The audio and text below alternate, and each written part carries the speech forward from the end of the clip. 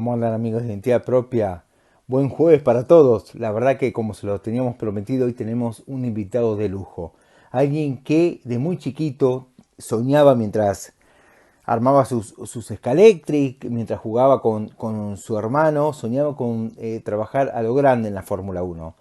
Y vaya si lo logró. Ha recalado primero en Dallara, después buscado personalmente por el mismo Frank Williams, que dado que Enrique no podía viajar a Inglaterra por el conflicto de las Malvinas, después trabaja en Ferrari, trabaja en Lotus, en el único año que trabaja con Ferrari casi sale campeón mundial, el auto que él diseña, no fue campeón mundial por aquel conflicto eh, heroico, ¿verdad? Que gestaron dos grandes, dos leyendas de la Fórmula Uno como fueron Alan Prost y Ayrton Senna. Ni más ni menos con ustedes, Enrique Scalabroni. Un placer muy pero muy grande tenerlo acá con nosotros en Identidad Propia. Recuerden, como lo digo siempre, me pueden seguir por las redes, por Facebook, Marcelo Zucca, por Instagram, Marcelo Zucca, y todos los videos que hacemos, todas las entrevistas, se suben a nuestro canal de YouTube, que es Identidad Propia. Un gusto y gracias por seguirnos semana tras semana. Enrique, Sí, cuando a modo de introducción, ¿no? Cuando era sí, un sí. pequeñito y diseñaba los parabrisas de los Scalectric con el cuello de la camisa, ¿no? De esos que venían con el plástico atrás. Sí. Soñaba con lograr todo lo que logró, con trabajar en Williams, en Ferrari. ¿Tenía Bueno, claro su camino? no, yo sabía lo que quería, pero no sabía cómo lo podía lograr, que eso es lo que sucede siempre. Por eso dicen que hay que saber lo que se quiere y después, sin querer, si uno prepara el cerebro, o sea, el file mental, ya lo prepara para estar atento, para lograr posibilidad que se va abriendo, entonces uno puede tener un camino a seguir. El punto es que no cambiar siempre de idea de lo que se quiere hacer, porque si uno cambia de idea de lo que se quiere hacer, automáticamente el cerebro se organiza para llevarnos en una dirección, pero nosotros cambiamos de dirección. Es lo que dicen, es el capitán de barco que cambia dirección en el medio del mar y al final no llega nunca. O si llega, llega a otros lugares, pero no donde quería ir. El punto es, yo, esto fue una cosa natural, no es que yo lo... Después lo estudié porque hice cursos y todo. ¿Me están escuchando? Sí, perfecto. Nosotros Ah, cualquier ok, cosa ok. le Sí, interrumpimos. sí, Se sí. escucha de 10. Entonces, yo me acuerdo que tenía 4 o 5 años y vivía en Rafaela. Y mi padre porque mi padre trabajaba en caminos y entonces cada 3 años se tenía que mover a distintas partes. Entonces, cuando estaba en Rafaela, atendían la compañía, ¿cómo se llama? La compañía esta donde trabajaba mi padre se llamaba Marcos y era la compañía que hacía la pavimentación de Rafaela a Sunchales, pero a su vez atendían el circuito de Rafaela, que en ese momento era de tierra, y ellos le hacían toda la atención al circuito para tenerlo bien compactado, todo, ¿no? Y claro, cuando venían carreras de autos, entonces ellos estaban primero invitados, era toda la gente de la compañía, mi padre estaba en la parte de programación y trabajaba siempre con ingeniería en medición y todo esto, ¿no? Y me llevaba a mi padre con mi hermano, que somos hermanos mellizos, y nos llevaba a ver las carreras. Entonces yo ahí vi los Galvez, vi las Cupecitas, vi a Oscar Galvez, y podíamos entrar en boxes en ese tiempo porque ellos eran de la compañía que atendía el circuito. Y también vi el reo de Ernesto Blanco, y Ernesto también los Blanco. automóviles que venían, que eran en cierta forma con las ruedas afuera, ¿no? Eh, y eso me quedó en la cabeza y de ahí empecé a dibujar autitos y autitos. Mi hermano se dedicó más a la parte de de historias, historietas y todo este tipo. Y él terminó a trabajar también un poco un camino como el mío. Terminó a trabajar en Walt Disney y Hanna y Barbera con los Picapiedra y todo. Así que también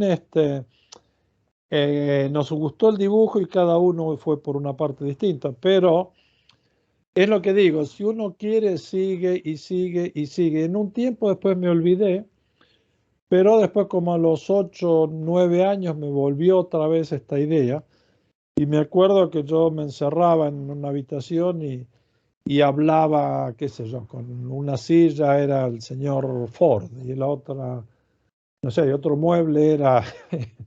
era Mr. Claro. General Motors, porque ahí en ese tiempo se hablaba mucho de Estados Unidos, ¿no?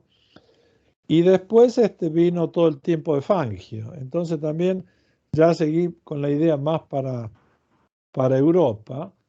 Y después me metí a hacer los escaléctricos. O sea, yo compraba el chasis con el motor y todo en un momento y le hacía la carrocería con madera balsa.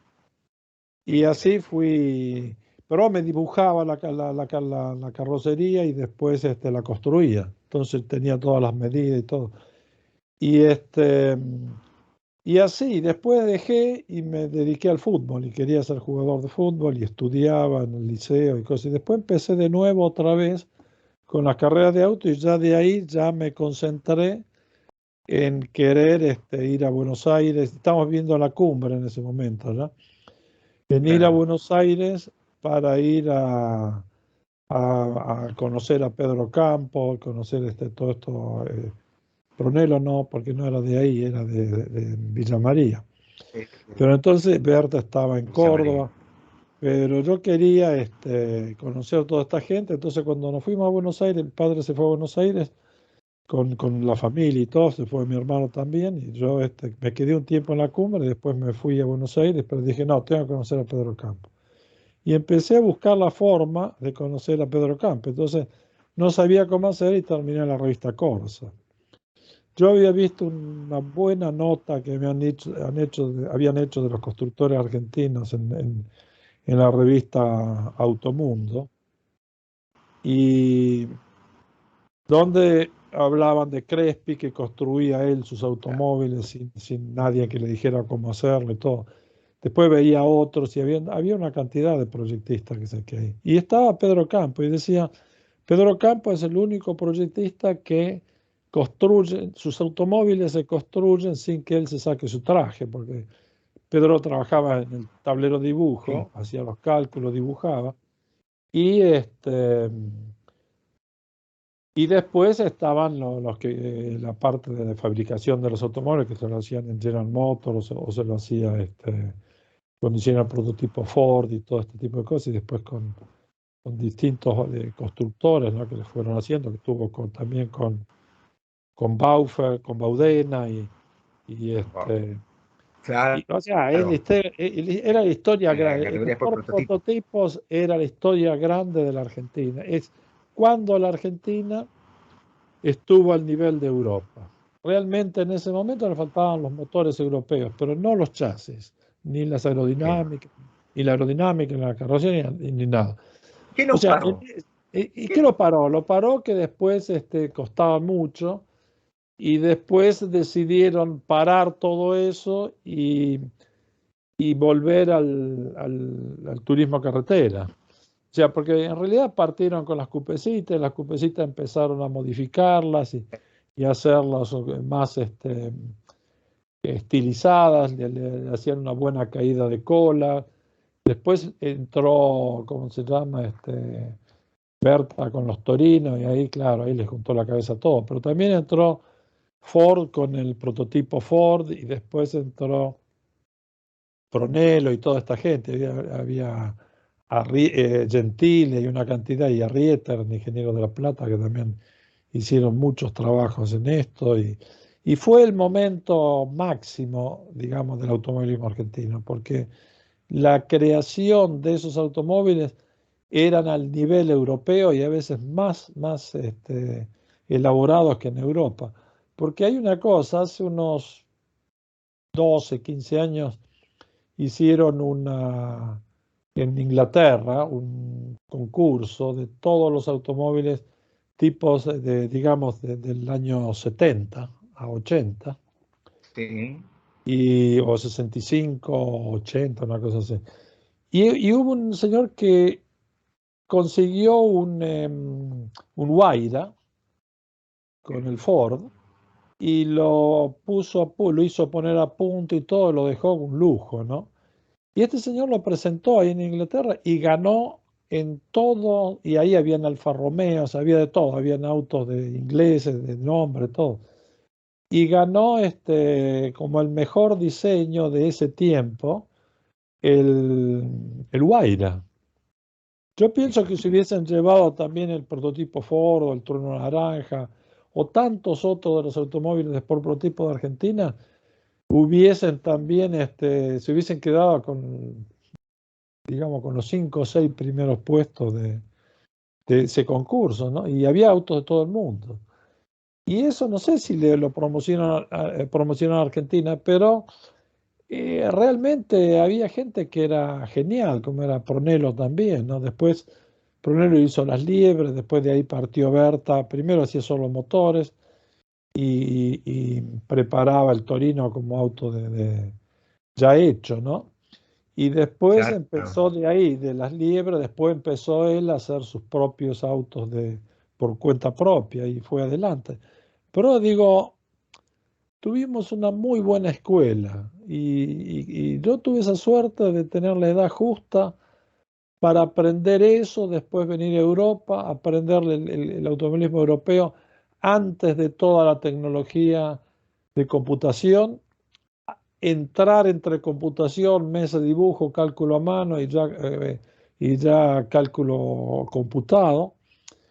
Y después pasar todo lo que es hoy computación, ¿no? Cálculo estructural, análisis, con files y con software.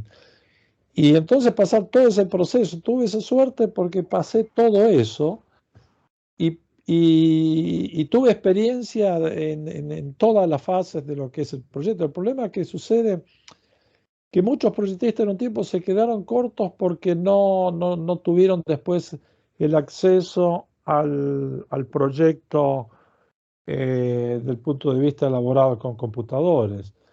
Y otros proyectistas hoy nacen del computador, pero el proyectista del computador, por desgracia, no tiene el concepto del automóvil, porque Claro. se No lo desarrolló, mamó. bueno, primero que no lo mamó y segundo que es muy difícil que uno haga el auto completo. Con una mesa de dibujo se podía hacer el auto completo porque se diseñaba el auto por parte y y después se hacían los detalles y después Pero hoy el tipo que tiene que trabajar ya con un auto tiene que entrar ya en el CFD, tiene que entrar en el elemento finito, tiene que entrar en materiales compuestos, tiene que entrar en una cantidad de cosas que ya no puede tener el conocimiento de todo, se tiene que especializar una parte. Entonces, en la especialización, digamos, hoy hay más conocimiento especializado de las partes que en el tiempo donde se tenía el conocimiento del concepto global del automóvil. Hoy no hay concepto global. Hoy el concepto global, yo te puedo decir, lo tienen pocos, tendrán 5. Pero el que lo tiene realmente se llama Adrian Newey. Después están todos que le copian y que tratan de ir como él Claro. o distinto a él. Pero la referencia, el que sabe plantar el automóvil es él. Los otros necesitan el conjunto para plantear, pero falta el idealista creador. Él es el Colin Chapman de esta era, Enrique Bueno, querido. él y también Rory Byrne. El punto es que hoy Rory Byrne también en Ferrari lo tienen contratado, pero a veces él vive ¿cómo se llama? En Tailandia, después viene, está siempre contratado por Ferrari. Viene cuando hay un proyecto nuevo, habla, pero, ¿sabes? La gente joven hoy no respeta. Hoy la gente joven tiene la desesperación de querer hacer El problema es que quieren hacer sin saber.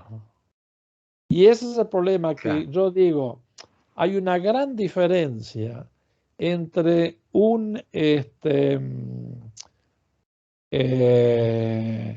creador que estudió ingeniería que una persona normal que estudia ingeniería. Al final son ingenieros los dos como título, pero no Claro. como capacidad. Porque la ingeniería uno puede que... Esto es lo que me decía Patrick Head cuando yo trabajaba ahí en Williams. Me decía, ojo Enrique, que todo se puede calcular, pero poco se hace bien.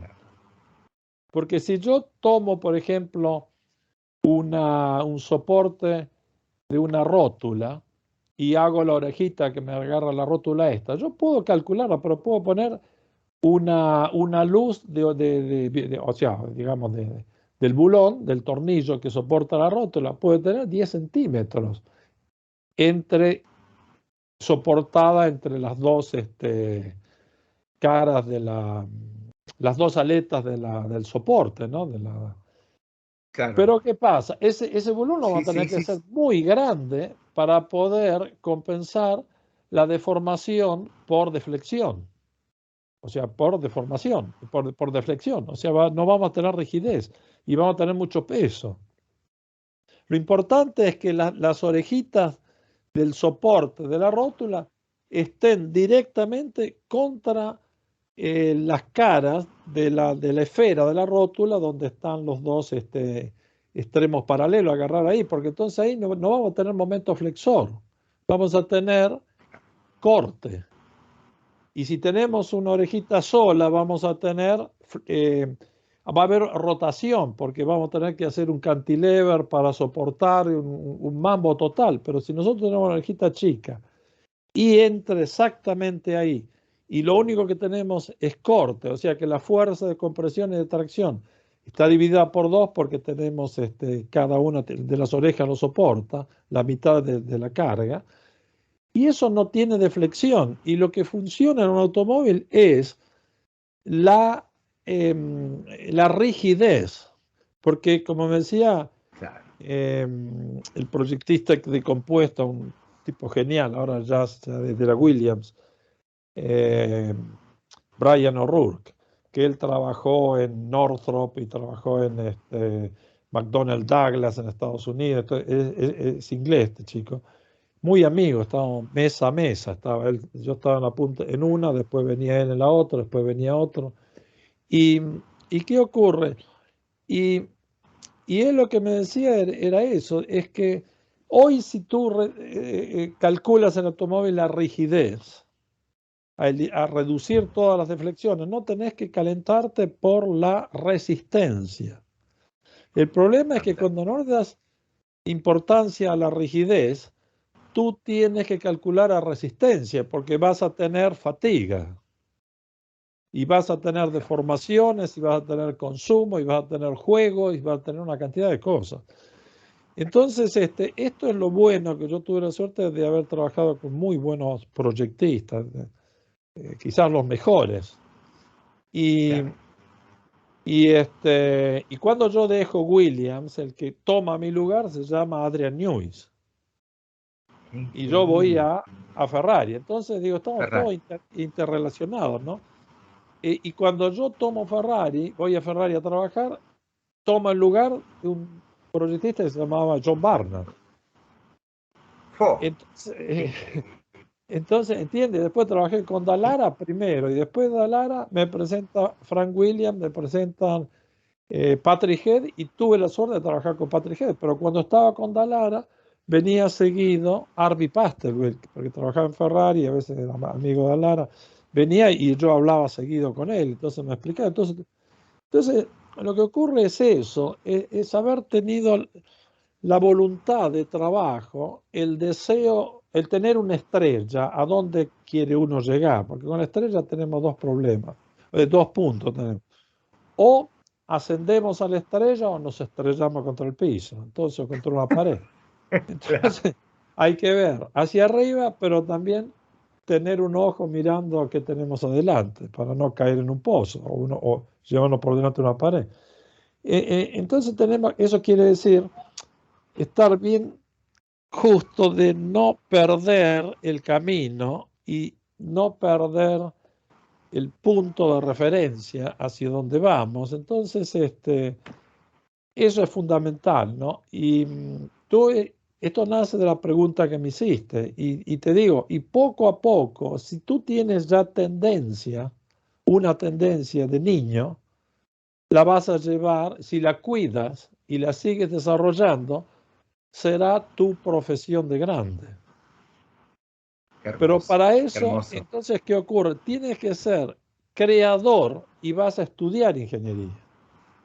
Entonces, la ingeniería es un elemento ¿cómo se llama? Que te permite entender si los puntos de creación que estás aplicando en un concepto son lógicos o son antinaturales, no van con las leyes físicas. Y a su vez te Claro, permite proyectar. Proyectar, ¿qué quiere decir? Es calcular. Pero tenés que conocer claro, lo que querés hacer y después tenés que conocer el ambiente donde te vas a mover y vas a tener que conocer las condiciones de borde y también conocer los esfuerzos a que está sometido el sistema. Así que qué tipo de cargas y todo esto. Entonces sí, si tú tienes creatividad, entonces no tenés límite. Si no tienes creatividad, bueno, vas a ser un calculista, que también es necesario.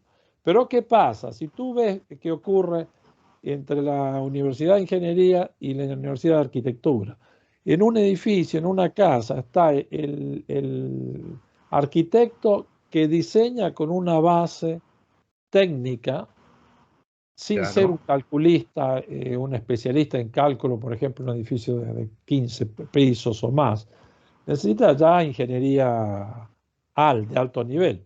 Pero entonces ya tenés el ingeniero que calcula lo que diseñó el, el arquitecto.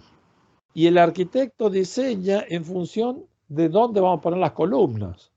Y que estemos, no hacer una cosa extraña, que salimos de la sección de apoyo y tenemos un momento que se nos cae el edificio.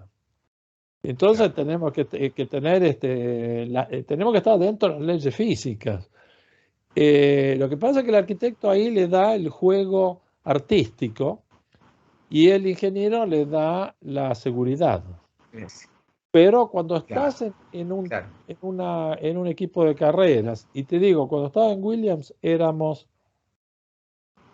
cuando yo llegué éramos 4 proyectistas y cuando me retiré éramos 7. Y había que hacer todo el automóvil. Yo tuve que hacer hasta la caja de cambio transversal de cero, hacer todos los cálculos, dibujos, todo, para mandar a fundición, para hacer la carcasa, los engranajes, todo. Y después trabajar con compañías que hacían engranajes, pero tenía que llevar el engranaje ya previamente calculado para que ellos desarrollaran en función del diente que iban a usar ellos para Claro. reducir el consumo y todo. Y la verificación de los cálculos y todo. Pero, ¿entiendes? Es un trabajo interesante cuando pudiste pasar eso que hoy no existe más. Y esa es la cosa triste del ingeniero moderno. Porque el ingeniero moderno hoy está encasillado en el automovilismo o en la Claro, fábrica de aviones o en lo que sea, ¿no? Salvo en construir edificios pequeños, pero el ingeniero está educado más bien en una cosa rígida y estructural y forma más bien geométrica, simple de calcular. Pero hoy con estos programas de elemento finito, hoy podés jugar ya con formas más extrañas, ¿no? Pero siempre tenés que respetar la física. Eso es lo que yo digo. El punto es de que cuando uno es un ingeniero es un seguidor. Y cuando uno es un claro, claro creador que sí. ingeniero, es un líder. Esa es la Qué, diferencia. Y Newis es un líder.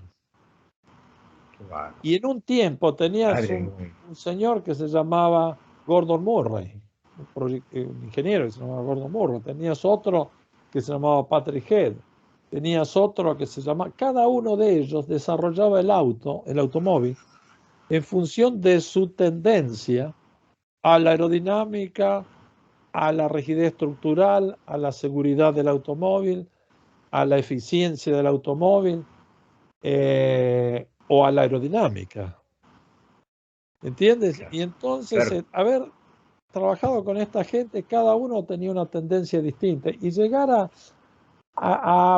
dar un paso atrás y analizar esa gente. ¿Cómo piensa esta gente? ¿Por qué hace esto acá? ¿Cuál es la razón de ello? Entonces te das cuenta sus cualidades y sus falencias, que no son falencias, sino que ellos llevan la calidad, la cualidad a al máximo nivel. Y entonces no pueden ser, no puedes ser 10 en todo. Serás 10 tal en una cual. cosa y quizás seas 4 en otra, porque un aerodinamicista de suspensiones no entiende nada y Claro, tampoco de estructuras. Y un estructurista no entiende de secciones pequeñas y de formas curvas. Quisiera todo plano y cuadrado.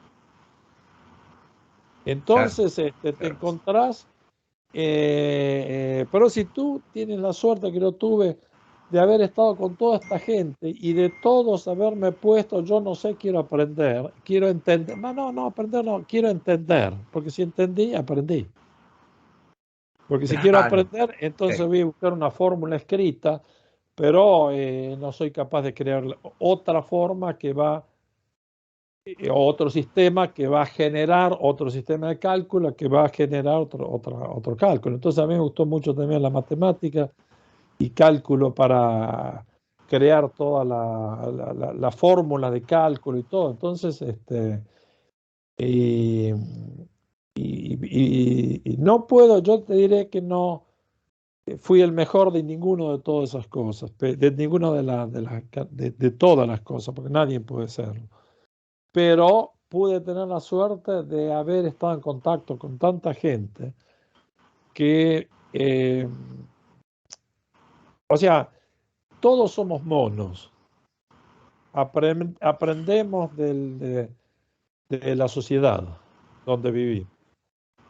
claro, exactamente, El exactamente. problema es que si vos no salís de la sociedad donde vivís, vas a ser esclavo de lo que se llama percepción. La percepción es una esclavitud de preconceptos impuestos por el sistema que te educó. También del punto de vista educación de escuela, del punto de vista religioso, del punto de vista político, del punto de vista social, del punto de vista de lo que sea, deportivo, de lo que sea. Entonces vas a tener una tendencia, entonces vas a ser un, eh, un ser radical, pero no un ser integrado. O sea, no Increíble. vas a tener una multifacética, una mente multifacética, sino que vas a decir, no, yo soy, este es el problema, que cuando más radical somos, menos aceptamos al otro, y a la idea del otro. Claro, Entonces, ¿qué hacemos? claro, no estamos abiertos. No estamos abiertos. Entonces, ¿qué ocurre? Perdemos el 50% del conocimiento y nos encerramos en nuestro propio conocimiento. Y es lo que está pasando en la Fórmula 1, porque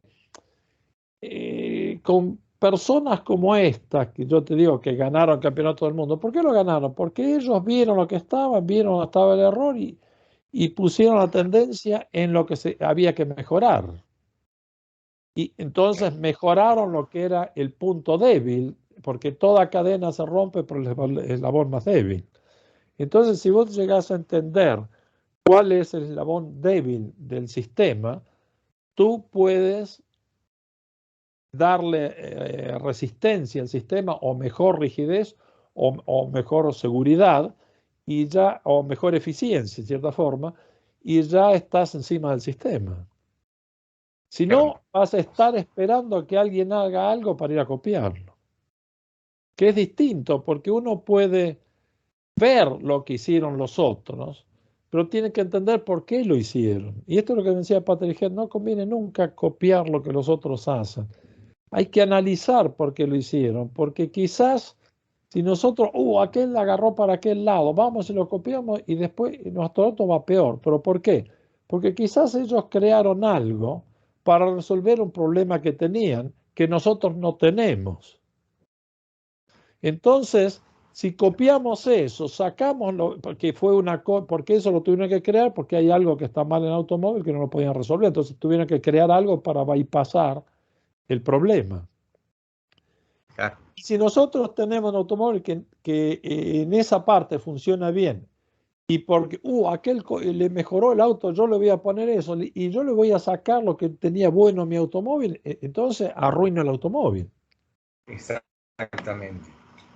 Claro. ¿Entiendes? Entonces, todo eso es un curso full immersion que te lleva a tener que entender, comprender y no copiar, aplicar. Copiar es copio y lo meto, pero aplicar es si se justifica, si conviene, si hay una ganancia, si hay una mejora en la eficiencia. Si no, no. No es para mí. Qué Pero fantasía. para eso tú Claro. tienes que saber. Esa es la gran diferencia que te dicen. Te dicen, para hacer, tenés que ser. Si sos, Claro. puedes hacer. Porque si no sos, vas a ser el otro o vas a querer ser el otro. Entonces vas a vivir copiando lo que hizo el otro. Y después no lo vas a aplicar. Y cuando lo aplicas mal porque no sabes para qué lo hicieron. Es como un Claro. tipo que quiere copiar un concepto sin tener, por ejemplo, la ingeniería te ayuda en eso para saber por qué lo hicieron. Redujeron el momento. Aumentaron la rigidez. Bajaron el peso.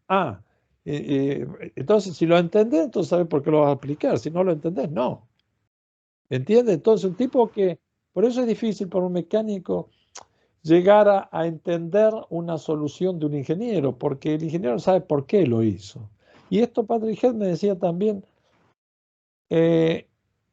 yo le decía, ¿por qué acá en Inglaterra nos obligas que hagamos todo nosotros? Y yo ya estaba acostumbrado, porque también había trabajado con Arceg, había trabajado en Argentina Claro. había Con trabajado campo, con en Campo, Chile. ¿cómo se llama? El Los ingeniero hermanos Joseph. Famá.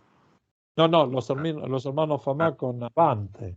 Y ahí también a proyectar y después con, construir. Entonces hacer y después ponerse a trabajar con las manos. Entonces, eso es otra de las grandes cosas. Y cuando trabajas con las manos, vos tenés que construir. Si construís, sabés que tiene que entrar a tu mano y vos tenés que remachar o doblar o soldar o hacer. claro. Entonces ya, cuando vas a dibujar, entonces ya no estás dibujando una cosa sin pensar cómo se va a construir. Y yo tenía a mi primo también que vendía máquinas herramientas. Y él me decía, si no entendés la máquina de herramientas, no dibujes nada. Me decía. Y tenía razón, porque yo le decía, bueno, no, si no entendés la máquina que te lo va a construir, no lo podés hacer. O si no entendés el nivel del mecánico que va a construir, una cosa es tener un especialista en construcción y otra cosa es tener un tipo que suelda y martilla, ¿viste? Y entonces tener Claro, el exacto. nivel de construcción, de proyectación tiene que estar a la altura del nivel de construcción. O sea, la fabricación define el proyecto. Lo que ocurre es que si tienes dinero como compañía, tú defines el proyecto y después defines la fabricación. Pero si tú vas a una cosa pequeña, porque no todo es las grandes compañías europeas y mundiales o japonesas. O sea, no, si trabajamos en Argentina tenemos que trabajar 50 y 50. O sea, entonces yo también aprendí Sí. muchísimo en Argentina y eso me ayudó a meter la mano. Porque cuando fui a Buenos Aires, digo, bueno, voy a conocer a Pedro Capo, pero también había leído que Tulio, o sea, Tulio Crespo hacía el auto él solo, entonces fui a verlo a él también, me lo encontré ahí en Sí. Chacarita, me dijo, En venite un sábado, Chacarita. claro, cuando estaba primero, ahora está en Balcarce, pero me dijo, venite un sábado, En- calle, no me acuerdo cómo se llamaba la calle, Y me dice, venite un sábado que no hay nadie en el sábado de la tarde y ahí yo voy a estar trabajando, vos hacerme preguntas, yo te voy a responder. Y entonces me fui un sábado a la tarde y empecé a hablar con él y todo. Y él mientras estaba trabajando hacía unas suspensiones y todo. Y tenía una cosa que hacía algunos, ¿cómo se llama? Dibujo así rápido Esquema y de ideas, dibujos. y las medidas las ponía directamente en una pizarra y después iba, cortaba, medía todo. O sea, él pasaba, yo me di cuenta que él pasaba de la idea que tenés en la mente a la construcción sin la proyectación, porque él ya construía y probaba y probaba y probaba y probaba y hacía experimentación práctica. Pedro Bien. Campo de la idea la pasaba al papel y ya calculaba, analizaba y todo, y eso iba en dibujo a quien le hacía la producción. Y entonces digo, yo tengo que aprender de los dos, porque si yo aprendo de los dos, bueno, yo estoy en una mejor situación que los dos, porque yo puedo aprender como la construcción, los problemas de la construcción y los problemas de la proyectación. Y eso Claro. fue lo que siempre me interesó. Y después empecé a trabajar con los hermanos Fama y entonces diseñaba el auto yo en una mesa de dibujo y después iba adentro en el taller, dentro tenía un angulito en un costado ahí. Y entonces, y de ahí iba con los chicos, había como unos 10 chicos que trabajaban ahí, y íbamos y hacíamos suspensiones, modificados. Entonces, yo no aprendí a soldar por un problema que en ese tiempo yo no podía tener nada, ninguna En lente, los porque no, ojos. Ah, me confundía la cabeza. Veía tan bien que no podía poner anteojos, no podía poner nada. Entonces tenía que poner que los chicos me lo soldaran. Pero cortar todos los caños, los tubos, las cosas, trabajarlos todo, doblar los tubos, hacer todo, la chapa de aluminio, remachado, doblado, todo. Y los chicos me soldaban las cuadernas y todo, y los tubos de suspensión y todo. Y entonces, pero iba a poner la mano y por ahí, viste, uy, me olvidé y cómo hago para remachar esto si no puedo entrar, viste, las aperturas que se hacen en la estructura aeronáutica para control, que ver que está todo bien y para poder llegar a armar. Y después se cierra y con una placa y ya el esfuerzo de corte lo transfiere a la placa, ¿no? En las partes de la unión.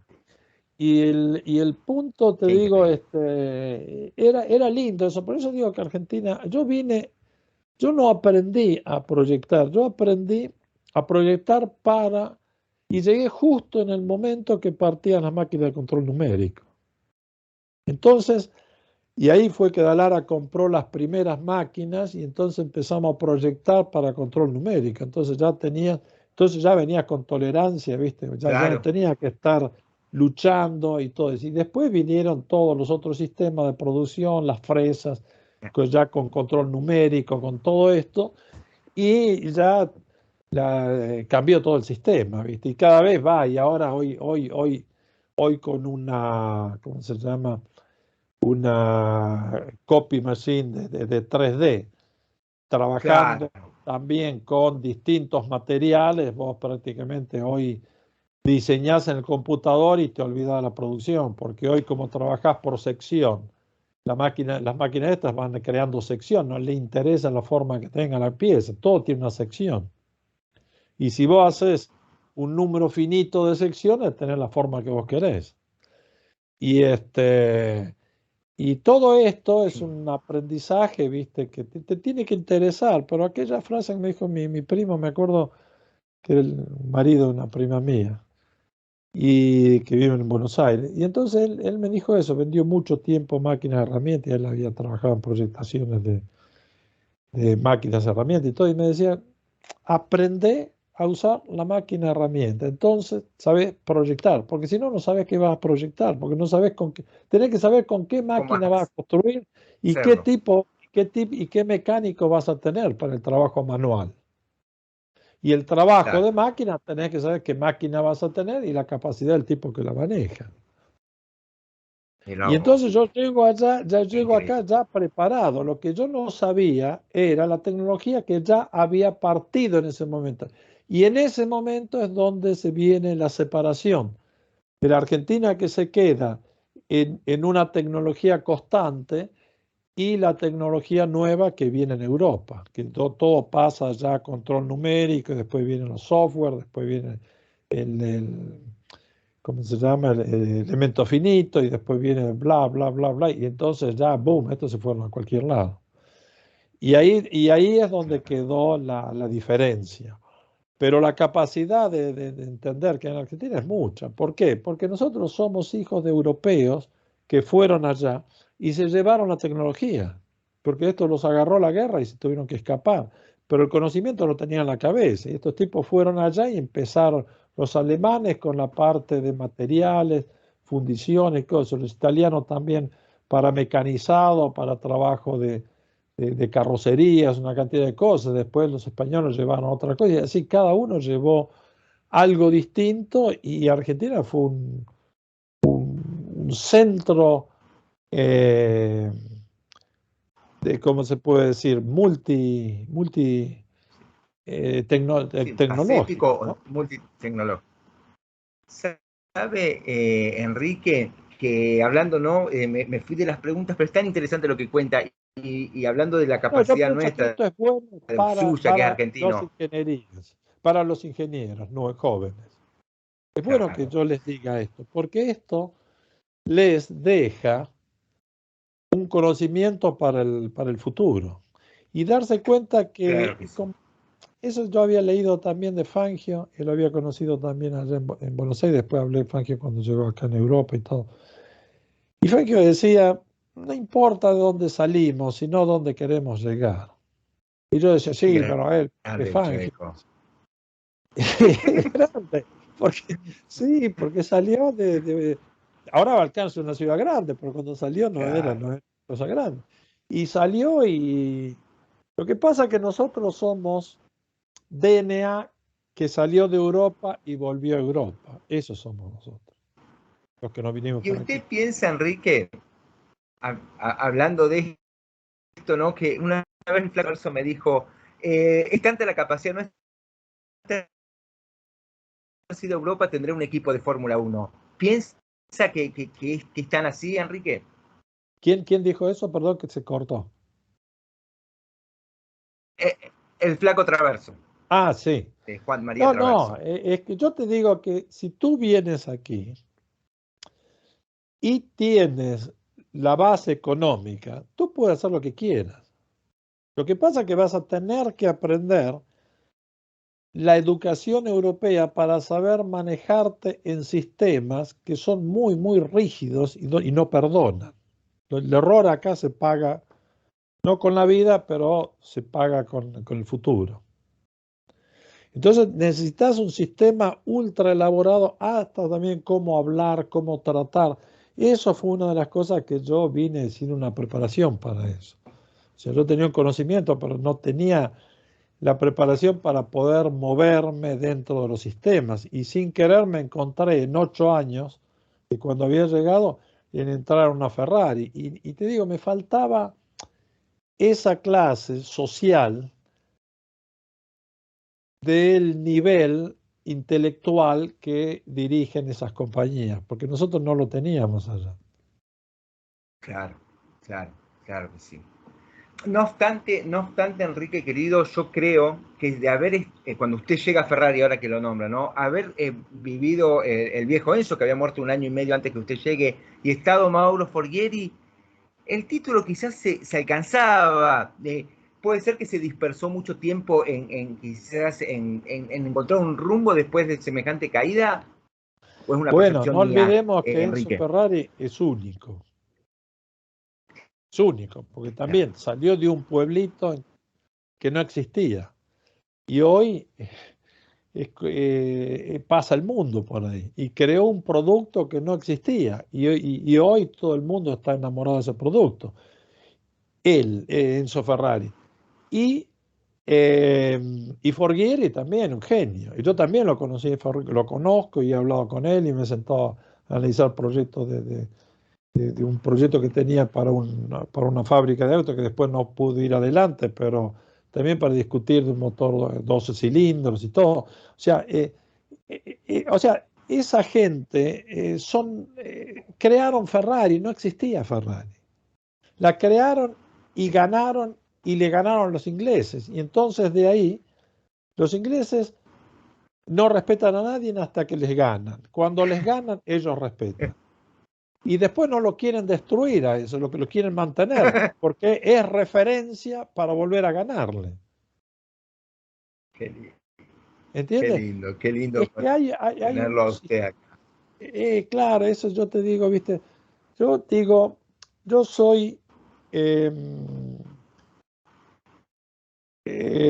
no tengo nadie detrás mío, que ni en mi familia, ni nada. Yo por eso cuando a mí me dicen quiere hablar por una universidad, quiere hablar para gente, o chicos que vienen, o ingenieros que vienen, podemos hablar, sí, sí, ningún problema, porque digo, al menos algo tengo que pasar, porque he hecho análisis, cálculo, proyectos. Primer trabajo que llego a Italia, que me lo da Dalara, dice, no, no hay trabajo para diseñar automóviles, dice, pero hay que hacer un túnel de viento. Y le digo yo, bien, bien, ok. Porque mi sueño era construir un túnel de viento en Argentina y nunca pude. Y cuando estaba estudiando, había hablado con un profesor que era italiano y que se había ido de aquí en Italia cuando, después que terminó la guerra, se fue para allá. Y él estaba en la parte aeronáutica y todo, y era profesor ahí en Buenos Aires, en la tecnológica. Y y entonces le digo, ¿por qué no hacemos un túnel de viento? No, ya pedí, no nos cuesta muchísimo el túnel de viento, no nos dejan, qué sé yo. Y digo, ¿por qué no hacemos un túnel de agua? Porque conseguí una revista italiana y había todas las pruebas del Matra.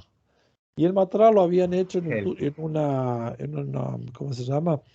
No un túnel, sino que sería una pileta de agua larga con Claro, y veían lo las lleva- olas y del lo- agua cómo fluían. no, y después no, para aumentar, para tener un modelo chico y aumentar, porque tenías Ah, alto el número de Reynolds.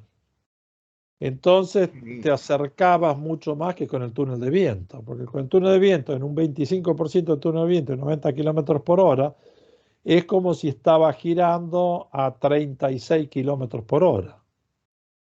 Entonces los coeficientes tenías, pero no tenías los puntos donde valía la velocidad, la alta velocidad.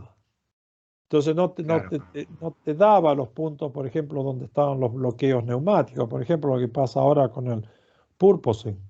O sea que no lo encontraron claro, estos tipos de Fórmula 1 hoy, porque, y la están sufriendo, lo sufrieron en el test de la semana pasada y lo están sufriendo ahora en el test de esta semana. ¿Por qué? Porque es lo que me preguntaba el otro día en un blog de estos de automovilismo, me preguntaban, y digo, bueno, el mejor tipo, el efecto suelo fue allá hace 40, entre 40 y 42 años. Y si ustedes claro. ven, hoy, la mayoría de los ingenieros que tienen Los, la Fórmula 1 están todos los menores de 40 78. años. Tienen menos de 40 años, así que estos Claro, tipos no habían ni siquiera nacido. Así que no. Y después nunca se usó más, entonces nunca entraron a buscar, a analizar qué era el efecto suelo, por qué, todo este tipo de cosas. ¿Entiendes? Entonces yo me acuerdo que cuando voy a Williams, el efecto suelo ya había terminado en ese momento, pero estaba el fondo plano. Pero claro. hacía 2 años que no estaba más el efecto suelo. Entonces yo agarré y le dije a Patrick, padre, puedo ver, dice, vos léete todo, anda a ver todo. Tenían unos, ¿cómo se llama? Un control preciso y organizado de toda la información histórica que tenían. Y tenías todo, y bien de carrera por carrera, test por test, todo lo que había pasado. Entonces por ahí me ponía a ver la carrera tal, eh, Claro. y estaba con Reutemann. A ver qué dijo Reutemann en la carrera y todo, y está todo Qué escrito, ¿viste? grande. La hoja de pista, ¿no? Y entonces, del ingeniero de pista. Claro, Y entonces, un grande Lole. Lole, sí, Frank Williams tenía un respeto enorme por. Y entonces yo después, claro, entraba y veía todo lo que tenía con el efecto suelo, el purpose, y entonces hablaba con Frank Derny, hablaba con cómo se planteó todo eso. Y yo me acuerdo que escuchaba mucho lo que decía Reutemann, entonces venía Y después me venía a leer los reports que escribían después de los test, después de las carreras, después qué ocurría con el auto, si le entraba en purpose o no. Lo que pasa es que ellos resolvieron el problema que Colin Chapman creó el efecto suelo, pero no se dio cuenta por qué, sino que lo encontró y cuando él quiso desarrollarlo fracasó. Porque él hace el Lotus 78 que anduvo impresionante, le sacó 400 o 500 kilos más de carga aerodinámica que todos los demás autos, entonces se le escapó. Campeón, claro. Y cuando puso el Lotus 79 hizo un desastre. Pero cuando creyó que había encontrado el problema, hizo el Lotus 80 y no anduvo, que ahí fue Reutemann y el auto no andaba. ¿Por qué? Claro. Porque fue el problema del porpoising. Entonces fue ese problema donde vino, no había venido con el 79. ¿Por qué? Porque la altura de la boca respecto de la sección mínima no era era 1.3, 1.4. Pero cuando él va a hacer el Lotus 80, primero que antes el perfil era un perfil alar, que ya tenía una incidencia. Al tener incidencia entre la boca, la sección mínima de la curva, respecto de la línea de tierra, y la altura de la boca de entrada, al darle incidencia, la boca de entrada se hace más chica, ¿no? Porque tengo un plano fijo abajo. No es que estoy en el aire, en tridimensional. Yo acá estoy en un sistema bidimensional prácticamente. Entonces, ¿qué ocurre? Y ahí no tenía problema, pero el día que dijo, bueno, ahora voy a hacer ¿cómo se llama? Un lateral que va a partir de la tangente de la rueda delantera, de la tangente posterior de la rueda delantera, hasta donde termine el auto en las ruedas posteriores, donde dice el reglamento.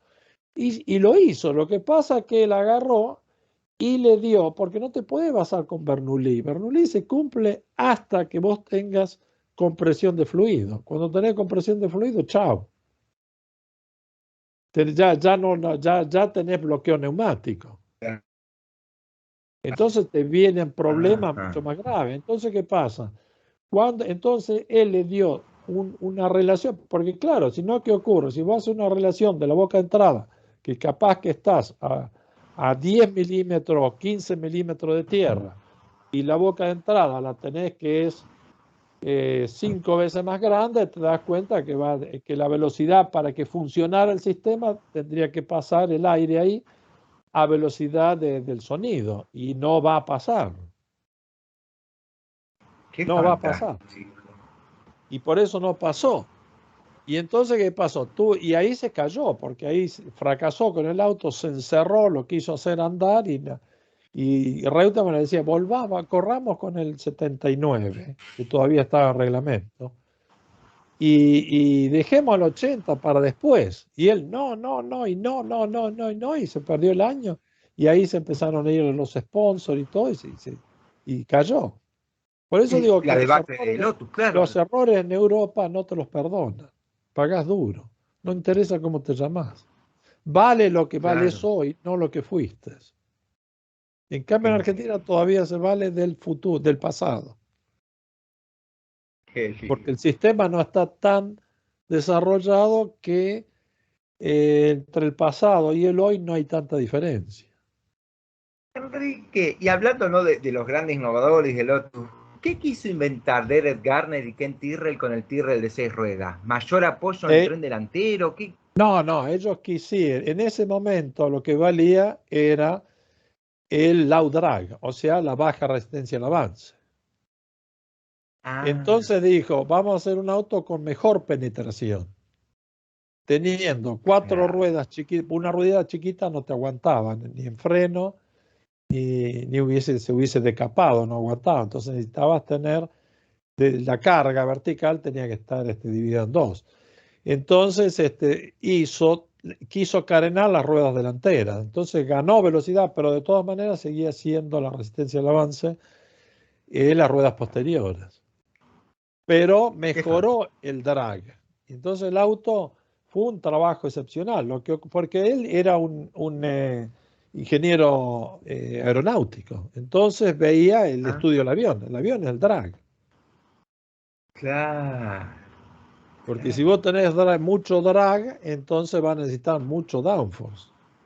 Hay mucho lift, o sea, mucha sustentación. Y si tenés mucha sustentación, vas a tener también mucho drag, porque es el drag inducido. Entonces tenés que estar jugando a que la cosa que tenés que bajar es el drag, porque es el consumo de potencia. Y hoy un avión se vende por reducción, se vende por drag, hoy, por bajo drag, o sea, por bajo consumo. Porque te tenés que hacer 14 horas volando sin parar, saliendo de Roma a Buenos Aires, y si vos tenés una reducción de un 5%, ese avión lo compran todos. Qué increíble. Porque Qué hermosa tenés... clase que nos está dando. Y bueno, eso es lo que tenés que aprender, es buscar la razón, la causa, porque hay que entender la relación causa-efecto. No vayamos con el efecto, sí, es lo que pasó. Ok, pum. Yo no quiero que esto pase otra vez, pero yo gritando y dando órdenes no voy a resolver el problema. Voy a tener que ir a buscar la causa que generó el efecto. O sea, hasta que yo no realice el trabajo de lo que se llama reverse engineering, ingeniería inversa, no voy a encontrar la causa. Porque yo no puedo de este efecto probar 50 cosas distintas para ver una que me lo resuelva, porque capaz que de esas 50 no es ninguna de las causas que yo pensé, no es ninguna. Entonces la cosa mejor es agarrar el efecto y empezar a desarmarlo, analizarlo, hasta llegar a ver cuál es el origen de lo que crea el efecto. Y ahí entras en la teoría de caos. La teoría de caos te dice que la repetición de un efecto negativo lleva a la catástrofe. ¿Y la catástrofe qué es? Es la forma de autoprotección que tiene el universo para detener un efecto nocivo que si no destruiría todo el universo. Entonces la catástrofe.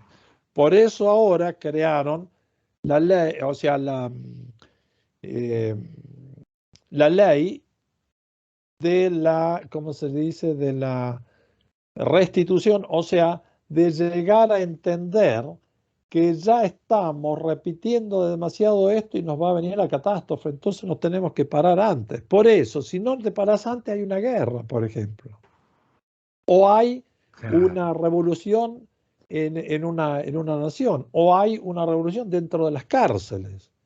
O sea, vos no podés seguir claro, repitiendo el mismo efecto porque el ser humano no aguanta tanto como la naturaleza, se cansa antes y claro. reacciona antes. Entonces, ¿el clima Qué- qué es? Tenés que ir a buscar para saber lo que te va a pasar mañana. Porque yo me acuerdo que tenía un amigo mío que trabajaba en Coca-Cola, un ingeniero, muy buen estudiante. Y se recibió y fue a trabajar a Coca-Cola. ¿Y cuál era su función? Saber cómo distribuir Coca-Cola en toda Argentina, de acuerdo a cómo era, dónde llovía, dónde no llovía, para que los camiones ya dirigirlos, pero conocer bien cómo era ¿cómo se llama? El clima, el- Qué increíble.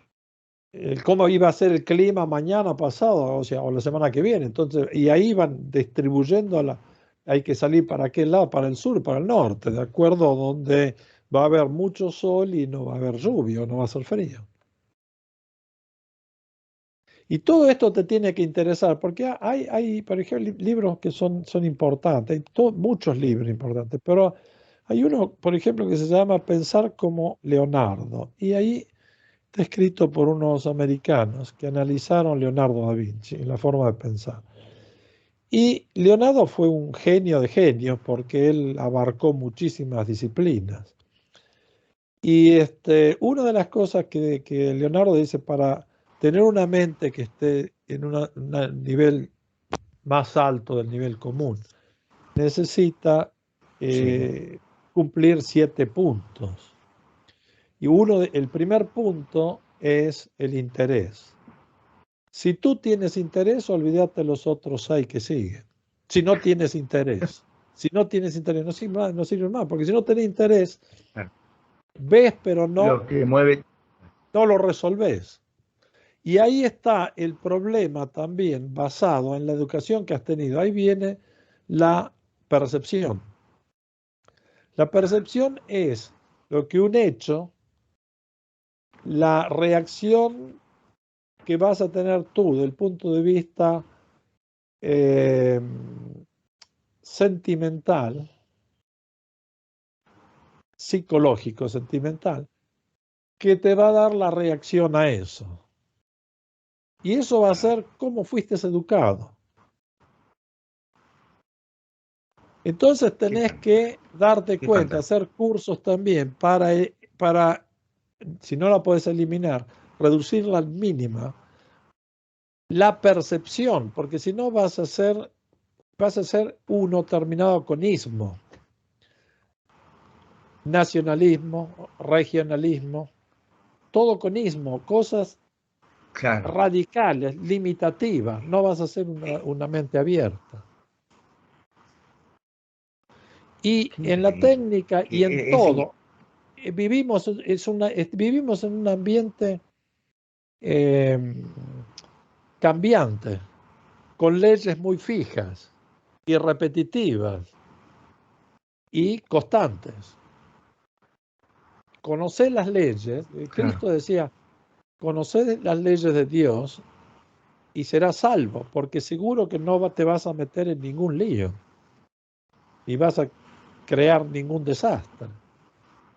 Y lo mismo que te dicen, ¿viste? Conocer las leyes físicas y entonces vas a estar seguro dentro de la seguridad que puedes tener. La seguridad total no existe, pero si tienes una seguridad de un 80% ya puedes decir que estás seguro. Pero si tienes una seguridad de un 20%, estás caminando con anteojos ahumados gruesos y muy negros. No ves nada. Claro que sí. Que es una biblioteca andante. Que acá una de las cosas que me preguntan los chicos que me están mandando es cómo puede ser, Enrique, dicen, que un auto que en velocidad de punta como el Aston Martin es más rápido que el Mercedes o el Red Bull. El Mercedes y el Red Bull ganan las carreras y ellos no, siendo que tienen la mayor velocidad de punta. Bueno, porque la velocidad de punta no define la velocidad, ¿cómo se llama? El tiempo a la vuelta. Porque si tú fueras a Indianápolis, es correcto, porque no levantás el pie en la curva y tenés una velocidad constante. Así que el que va más rápido es el que gana, es el vuelo del avión. El que llega más rápido es el que mantiene esa velocidad constante, mayor velocidad, y llega antes. Pero si tú tienes que tener un circuito que donde las rectas representan el 40% del tiempo a la vuelta y el 60% está en frenada, curva y aceleración, y curvas en zigzag, y entonces no, porque si yo tengo la mayor velocidad quiere decir que soy tonto porque le saqué a la posterior, que es el problema de Ferrari el año pasado, el otro año.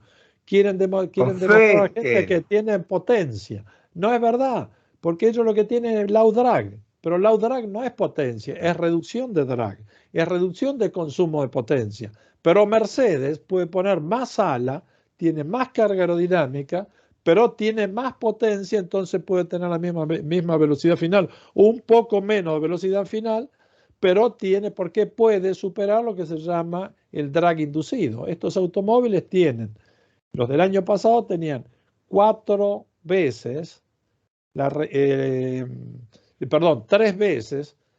la carga aerodinámica era 3 veces la resistencia al avance. Entonces, si yo quiero, esa es la eficiencia aerodinámica. Si yo quería ir rápido, entonces tenía que sacar drag. Entonces sacaba ala, pero saco ala, saco resistencia inducida. Si saco resistencia inducida, saco CZ, porque el coeficiente de un ala, por ejemplo, está dado por el CX infinito, o sea, del perfil, más el coeficiente de resistencia inducida, que el CXY, es igual a CZ al cuadrado dividido pi por A por E.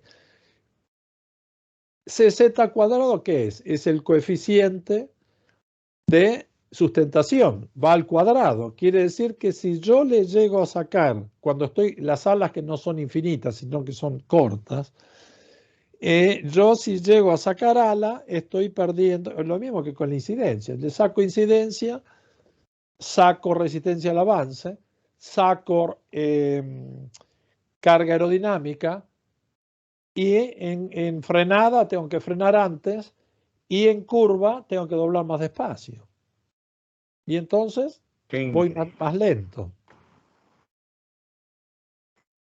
Claro, O sea, los inteligentes no ponen más fantástico. carga de lo que necesitas, pero siempre van más despacio en la recta de los que no saben nada, que después cuando llegan siguen de largo en la frenada, queman la goma en el ¿cómo se llama? Por bloqueo. O en curva no pueden doblar. Claro. Es lo que decía Vettel, pobrecito en Ferrari. No me saquen ala, no me saquen ala, póngame más. Le ponían ala y iba lento. ¿Pero por qué? Porque no tenía potencia. Entonces le sacaban alas, Claro. pero después dice, yo no doblo más. O sea, no Claro, podés ganar Vettel, que es un piloto hecho, criado con con un auto de carga aerodinámica. la forma de manejar. Claro, claro. Qué Pero increíble. entiende, Enrique, ¿qué es sí. el DAS de Mercedes? Sí, claro que se entiende. ¿Qué es el DAS de Mercedes? El DAS de Mercedes ¿Qué es función cumple? una solución que ellos crearon, que fue creada en Ferrari, pero en Ferrari no la quisieron hacer porque dijeron, no, nos van a desclasificar, no lo hacemos. Porque no estaba totalmente en reglamento eso, porque en realidad le hicieron pasar como que era un variador, el volante, el tubo del volante, vos apretando un botoncito podías desplazar el volante hacia adelante o hacia atrás, o lo tenías en una posición y lo podías desplazar hacia adelante. Si vos lo desplazabas hacia adelante, variaba la convergencia. Entonces dice, cuando llegamos a la recta, salimos de la curva, le sacamos convergencia y entonces ganamos en velocidad porque no se sobrecalienta el neumático, bla, bla, bla, bla. No, en realidad lo que ellos hacían, el DAS funcionaba como pero esto lo dijo Adrian Newey, yo lo había pensado lo mismo y después veo que Adrian Newey dice lo mismo. No. Esto no es verdad, esto no lo hacen porque se le hubiesen enfriado los neumáticos. Vos no tenés que enfriar neumáticos en la recta, porque si no, cuando tenés que enfriar, la goma está fría. Entonces vas a necesitar mayor distancia de frenada. Por eso necesitas la divergencia, para que la goma vaya trabajando y vaya generando calor. Pero el punto es, y frena, y con divergencia frena mejor que rueda paralela o con convergencia. Y entonces el punto es que ellos a la divergencia la ponían en cero, en recta. Pero ¿qué hacían? Ellos lo que estaban haciendo eran variar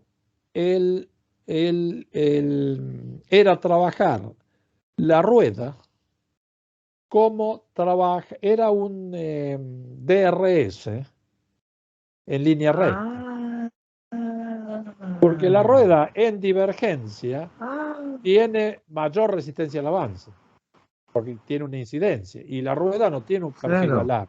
Es una cosa, es un tambor, ¿no? Que lo inclinás y entonces tiene una resistencia mayor.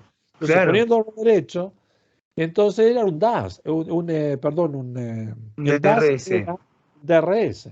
Entonces está fuera de reglamento porque era un elemento aerodinámico variable y el único que estaba permitido variable era el DRS porque lo había impuesto la FIA.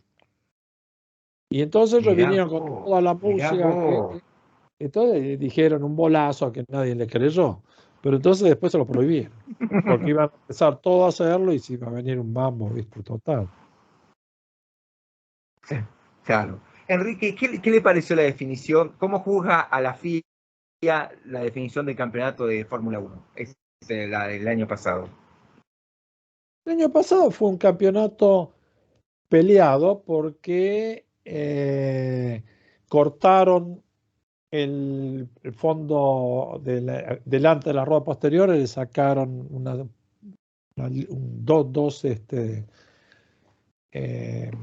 dos pedazos, digamos.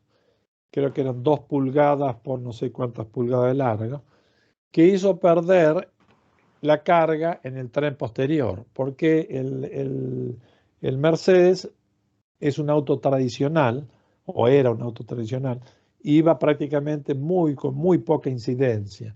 En cambio, Red Bull iba con una incidencia muy alta en lo que le llaman el ángulo de Rake.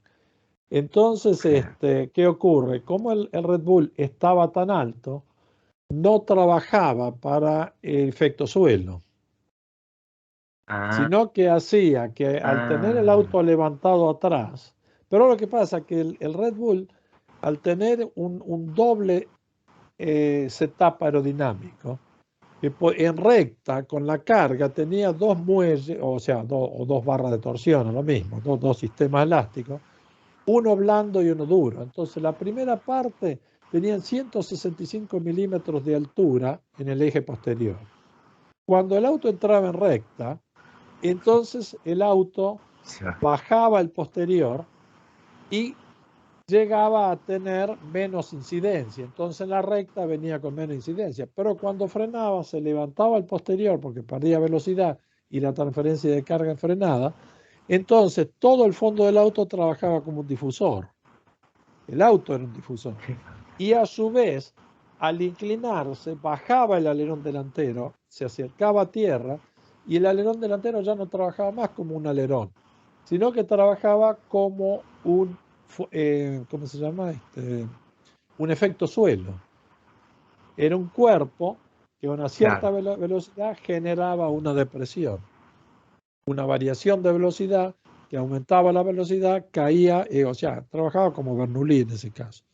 Entonces, en las curvas lentas, donde la Mercedes tenía problemas, el Red Bull en las curvas lentas no tenía ningún problema, porque también de esa forma, teniendo el auto alto, el auto quedaba apoyado en las 2 ruedas delanteras y el auto rolaba de atrás, porque aumentaba el centro de gravedad, porque el motor y la caja de cambio, que son las partes más pesantes, subían, y eso crea un momento de rolido que descargaba en curva lenta, descargaba la rueda la rueda interna posterior y trabajaba todo con la rueda posterior. Entonces el auto, ellos trabajaban con el volante, y ahí era genial Verstappen, ninguno más pudo manejar esa técnica, pero lo que pasa es que Verstappen llegó con 17 años, lo sentaron y todos los años le fueron aumentando el rake. Y fue aprendiendo, y él ya no tenía miedo al auto, porque sabía que el auto estaba en tierra. Los otros no sabían si se iba a ir o no. Y entonces de esa forma desplazaban el centro de presión, al subir el auto atrás, desplazaba el centro de presión hacia adelante. Entonces aumentaba la carga en el tren delantero y entonces aumentaba la fuerza aerodinámica del tren delantero, aumentaba la fuerza de fricción y eso hacía lo que el auto tenía mayor respuesta al giro de volante. Cosa que el Mercedes, como era plano, no lo podía hacer. Y cuando le cortaron esas tiras, perdió el efecto suelo atrás y entonces ya no iba bien ni en el lento ni en el veloz. Entonces empezó a armar lío para que pusieran el auto y habían puesto una deflexión máxima del soporte del alerón posterior y eso lo respetaba Red Bull. Después Mercedes lo hizo prohibir para ponerlos en crisis a la Red Bull porque le faltaban 50 a 60 caballos, le faltaban 40 a 60 caballos. Claro. Entonces, ¿qué pasa? Con esa deflexión permitida por la FIA era lo que le permitía a ellos también igualar la velocidad de Mercedes sin tener potencia, sino reducir en recta la resistencia al avance. Pero en curva, no. Entonces en curva el auto aumentaba la resistencia al avance, pero no te importa, te servía como elemento de freno también aerodinámico y te aumentaba la carga en tren delantero porque el auto se subía de atrás aumentaba el producto CX por A, que sería el producto entre el CX, el coeficiente de forma, resistencia al avance, digamos, por A, que es la sección maestra. Ese producto aumentaba y en la recta se reducía, así que tenía un automóvil variable, que nunca existió un automóvil así históricamente, porque el CX por A siempre fue una constante. Por eso ves que quien es creador, cuando no puede tener la potencia, dijo, bueno, si yo no puedo lograr la potencia, ¿qué hago? Tengo que reducir el drag. Pero ¿qué pasa? Cuando yo estaba en Lotus, no teníamos 610 caballos con el motor 8 cilindros de John Jack. Pero yo el año anterior había estado en Ferrari que teníamos 720 caballos. Así que había 100 caballos de diferencia. Entonces digo, ¿cómo puedo hacer para bajar? Cuando voy a Lotus, ¿cómo puedo hacer para bajar caballos? ¿Cómo puedo hacer? No puedo bajar caballos. Y entonces y bajar el peso del auto al máximo, pero no, eso es en aceleración, pero no en velocidad. Y entonces digo, viste, eso dice, si la montaña no viene a Mahoma, Mahoma tiene que ir a la montaña. Entonces digo, si yo no puedo aumentar la potencia, porque no puedo tener la potencia que tiene Ferrari, que Ferrari ya tenía 650 caballos de potencia de motor y había, ¿cómo se llama? La Agip le había logrado un combustible la nafta, el combustible, que aumentaba el 11%.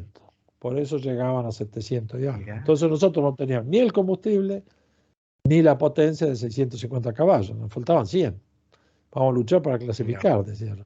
Entonces empecé a pensar y digo, bueno, si este auto yo no puedo reducir, no puedo aumentar la potencia, tengo que reducir el drag. Entonces digo, yo me acordaba bien de todos los datos de túnel de viento, porque eso también hay que tener una buena memoria.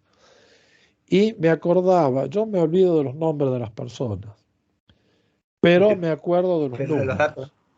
De los números. Entonces me acordaba que la resistencia al avance de un automóvil, el 50% venía del cuerpo del automóvil, en ese reglamento, en ese tiempo. Y el otro 50% venía de la resistencia al avance de las 4 ruedas. Entonces digo yo, bueno, lo que tengo que hacer es sacar 2 ruedas. En vez de tener 4 ruedas, tengo que tener 2 ruedas. Pero no puedo sacar 2 ruedas porque el reglamento dice, leo bien el reglamento y dice, no puede tener menos de 2 ruedas, porque entonces para que no hicieras una moto. Entonces digo, no puedo. Entonces, pero el reglamento dice, no está permitido la tracción, no está permitido la tracción integral, pero no se puede tener tracción en menos de 2 ruedas. Así que tracción integral no había y tracción en menos de 2 ruedas no había. Así que si vos leías el reglamento con la cabeza de un tipo común, decís, el reglamento impone solo 2 ruedas de tracción. No, no es verdad. Dice que 4 no puedes tener y dice que menos de 2 no puedes tener. Pero no dice nada de 3 ruedas. No está prohibida las 3 con ruedas. Las ruedas en rombo. Claro, entonces tenía 2 ruedas laterales y una posterior. Qué lindo. Y la rueda delantera era argentino. una sola de delantera, donde también ¿cómo se llama? Yo tenía que ya perder el centro del auto como efecto suelo, porque iba a tener la rueda central atrás y tenía la rueda delantera. Y además decía, no pueden estar las 4 ruedas alineadas. No podías poner las 4 en línea. Pero no decía nada de poner la rueda en rombo. Y yo después me acordé que había visto cuando estaba en Argentina un automóvil que habían hecho en la Pininfarina en el 72, con un ingeniero italiano que había hecho el auto en rombo en Pininfarina porque podían distribuir mejor la gente que iba dentro del auto, era por un auto de calle.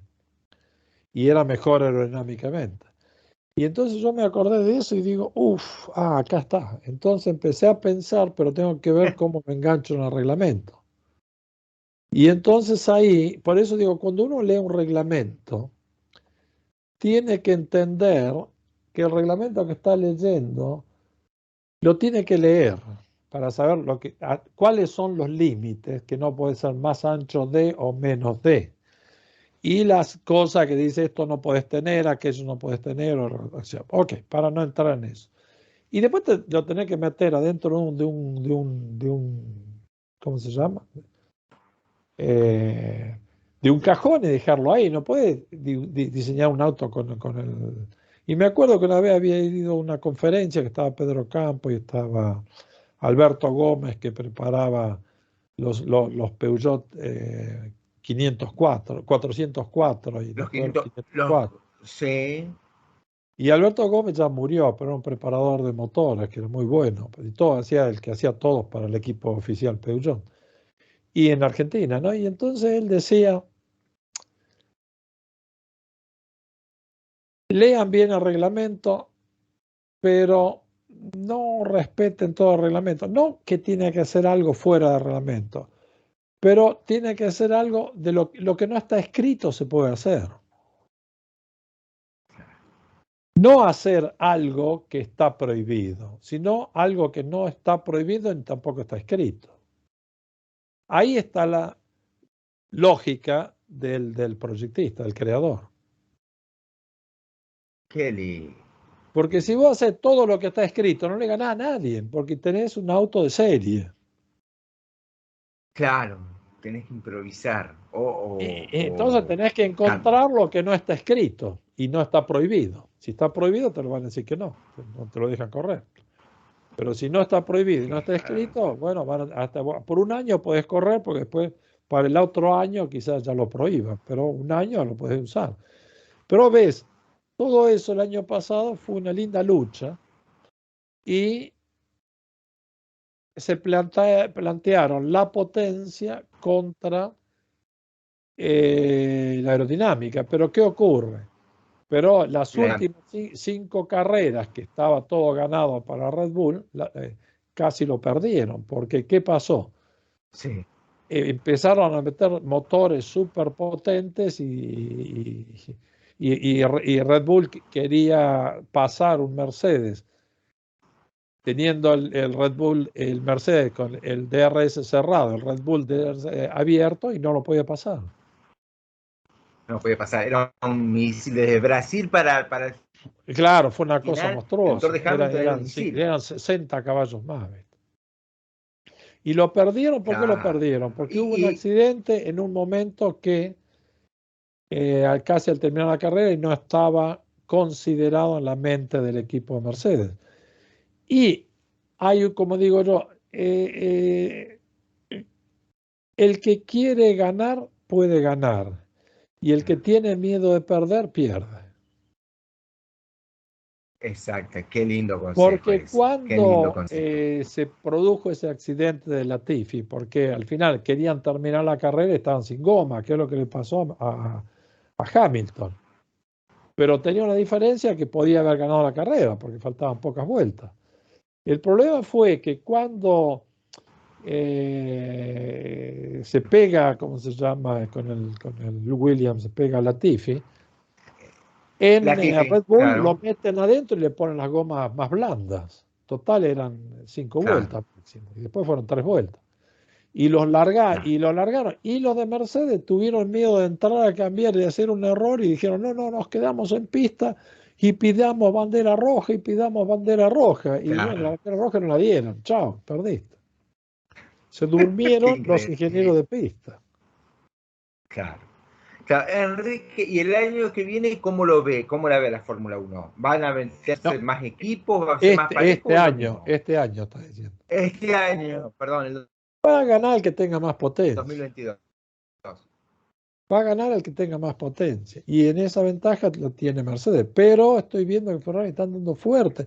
Pero ojo, Ferrari está andando fuerte cuando la pista está sucia. Hay que ver si Ferrari hace con la goma C5, hace el primer tiempo como lo hizo esta mañana, pero ya a la tarde se lo hizo ¿cómo se llama? Un Toro Rosso, como que ahora se llama, tiene otro nombre, no me acuerdo, que lo hizo Gasly. Pero no sé si... Y Mercedes sacó un auto demasiado angosto, pero el demasiado angosto tiene dos problemas, que vos vas a tener problemas de sobrecalentamiento. Porque hacen un auto demasiado angosto para poder tener mayor velocidad final. Pero la mayor velocidad final, encontrás que vos ya no carenás las ruedas. Y al no carenar las ruedas, la rueda está, una rueda ancha y alta, está en rueda libre de